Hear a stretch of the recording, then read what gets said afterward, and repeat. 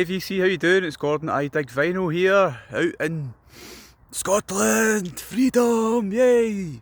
It's November the 30th, it's St Andrew's Day, so I thought I'm out for my little run in the morning, but I thought to myself, what I'll do is I'm going to show off a wee bit of Scotland today, and when I get home I will show off a few records from my collection, just because it's our big day, November the 30th. It's also my day to get rid of this moustache, so celebrate shaving that off. I've had it on every day, growing it for Movember. But behind me you can see Gourock, my hometown, Firth of Clyde stretching out, making me feel all Scottish. So I'm going to go for a wee run, and then I'll come home, show you what I can see. I don't think my Scottish record collection is very big. I'll probably have more records from loads of other places for whatever reason, but I'll dig out a few. Hopefully I make it back to the car without falling over because it's quite frosty. Anyway, see you later.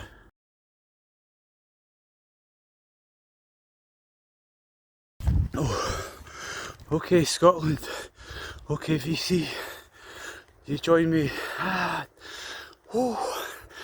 the bottom of the hill. It was much easier going down than it is going up, so I'll take this little excuse just to share a wee bit more about this video. So what I thought I would do, and I'm thinking about it hard, making an excuse not to run anymore, I'll turn it into a little competition with a Scottish twist. In Scotland we love sweeties, confectionery, bad things like that. Alright, probably fellow runner, probably a lot more in some ways person per capita than music, although I've got so much cool stuff as well. So anyway, what I thought is, wait till you see where I have to go, by the way. If anyone wants to jump on board, oh my word, up here, jump on board, make a wee video of your favourite stuff from this bonny land, 7-inch, 12-inch, cassette, who cares, albums, any point in history, go for it, accordion music, bagpipes, you name it. If anyone wants to have a shot, I'll be delighted. Put together a wee Scottish prize package, and I'll draw them randomly in a month's time, probably round about New Year. That's another very Scottish kind of thing to celebrate, Hogmanay on the 31st of December. So this is St Andrew's Day. I'll give it a month, hopefully some of you might have a wee shot sharing your Scottish tunes, and oh, I've got my breath back, so I've just to go up here and then round the corner and back to the car. Brilliant. Right, off and running, see you later. Okay guys, back from the run in the back garden. I'm going to do this quite quickly because in the house the family are rampaging without adult supervision, so I'm going to do this pretty fast. Not all the Scottish albums I've got, it's just some of the Scottish albums I could find, and in the order they're released I think, so a good wee blend of stuff. And we'll start off, what have we got, with the Skids. Brilliant album, brilliant band, straight out of Dunfermline. I think this is their third album. Not long after this one was released they split up and Stuart Adamson kind of goes his own way, but it's a great album. Songs like Circus Games, cracking tunes, very typical Skids sound. I really like Richard Jobson on vocals there. Great upbeat classic kind of 1980 Skids. So that's the first one. Next up, just a year or so later. This is a brilliant band out of Dundee. It's the Associates. And often when I think of this band, I kind of think what could have been or what might have been, but it just wasn't to be for them. Billy Mackenzie, what a brilliant singer. Multi-talented as a pair though. These guys were so good. And again, just after this album was released, they split up.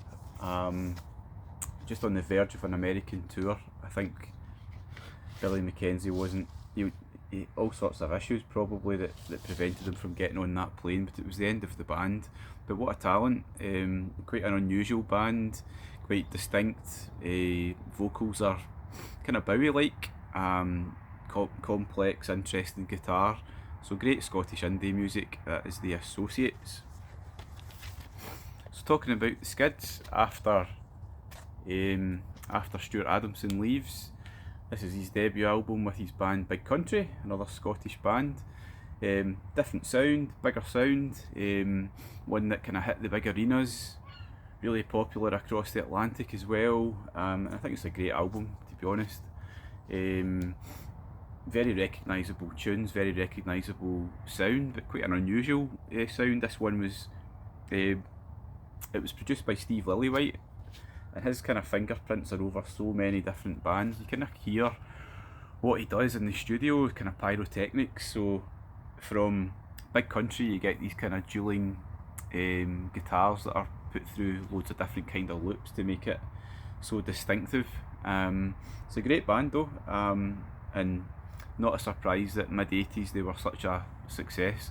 I only recently got a hold of this, and I've enjoyed listening to it, because the Big Country that I thought I knew was the sound, the kind of in a Big Country band, but clearly there's so much more to them. And Stuart Adamson particularly, a brilliant vocalist, great lyricist as well. So cool tune, cool album. Here's another one, different kind of vibes this time. It's the Cocteau Twins, and it's I think it's their third album, it might be their second actually. It's Treasure, which was released in 1984. Cocteau Twins, very influential, 4AD, isn't it? It's on 4AD. Really ethereal, unusual, sort of improvised lyrics here. Very different, one of those ones just to kind of drift off to. Otherworldly, light, indie. Yeah, as I said, very kind of influential, very different to the ones I've shown so far. That's the Cocteau Twins, another brilliant band. I think they're from over Edinburgh way. That's just a guess. Next Scottish band, these guys are from Aberdeen, I believe. A band that I hadn't heard of until quite recently, and I picked this up with a bunch of other, it's a 12-inch, isn't it? Yeah, in fact no, it's the album. Jasmine, Minks, another band that you think, why were they not bigger? Great indie music, very talented, probably on that kind of same sort of trajectory as bands like the Smiths and stuff like that, I guess. Obviously not quite in the same league as them, but very catchy, sort of 4-piece, as you can see from the front here. Good music, and a band, as I said, I'd never heard of. I think they actually are still, they still operate now, but you think, yeah, you guys could have been contenders, but for whatever reason it didn't quite happen for them. But the Jasmine Minks, if you like your guitar-led mid-80s indie, then you're going to like these guys. Now, moving on, we're into 1990 now. I'm going to show a 7-inch. Soup Dragons, and their cover of the Rolling Stones song I'm Free. I liked the Soup Dragons back in the day, 1990, 91. It's the time when I started to buy music for myself, I guess. Very interested in indie music at the time, and bands like this were right up my street. In fact, funny story, the first band that I was in as an obsessive musically minded guy, age about 14, 15, 16, was in a band with my good pal Jack at the Vinyl Voyage, and I think it might have been one of our first gigs. Our gigs were notoriously ramshackle, borderline disastrous for many reasons, and this was a classic, and it reminds me of it. One of our songs was Like the Soup Dragons, a cover of the song I'm Free. Very different to this one. It wasn't baggy style, more, let's say it was a bit more faithful to the Rolling Stones original. But we performed it in a little hotel in our local town, and in very true rock and roll style, things get very out of hand. I think there was all sorts of carnage happened after the gig. Bear in mind we were all schoolboys. Our instruments were locked up, and there was all sorts of threats that we would never play the town again. And unlike bands like the Rolling Stones and stuff like that, we needed our dads to get our instruments back, because the lady from the hotel said you're not getting them back because of the chaos that was caused. So this reminds me of that, and of the same era.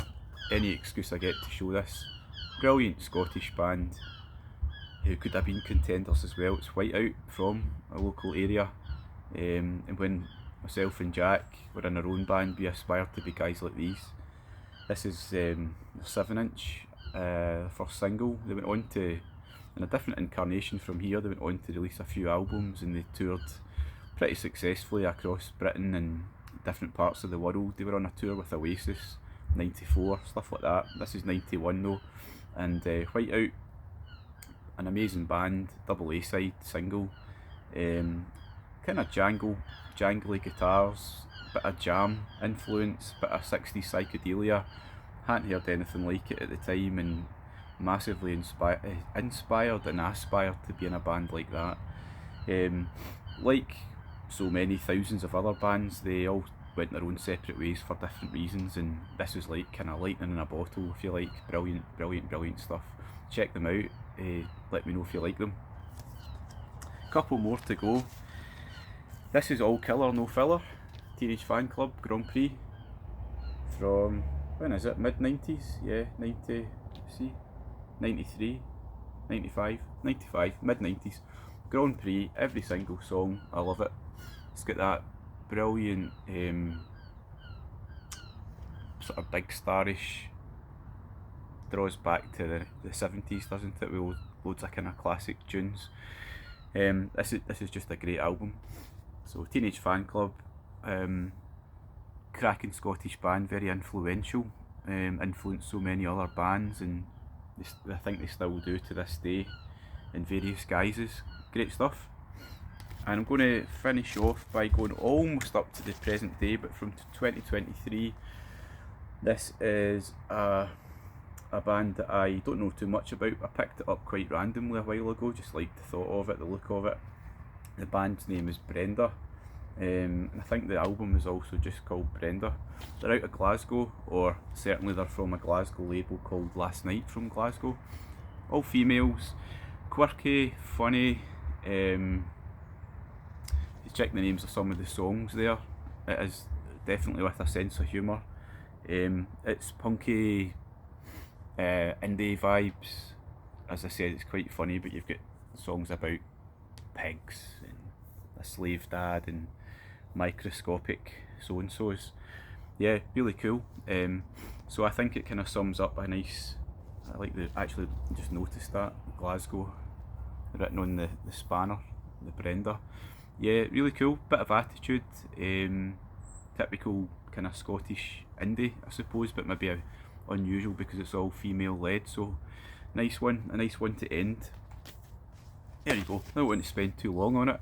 I think that was 9 different albums, or 9 different bits of music from different parts of Scotland, different times. So please, if you do feel inclined to show off what you have yourself, I'd love to see it. As I said, if we can get some back from the VC, I will put together a Scottish prize package. It won't be musical, it will be munchable. Anyway, take care guys, thanks for watching, see you later.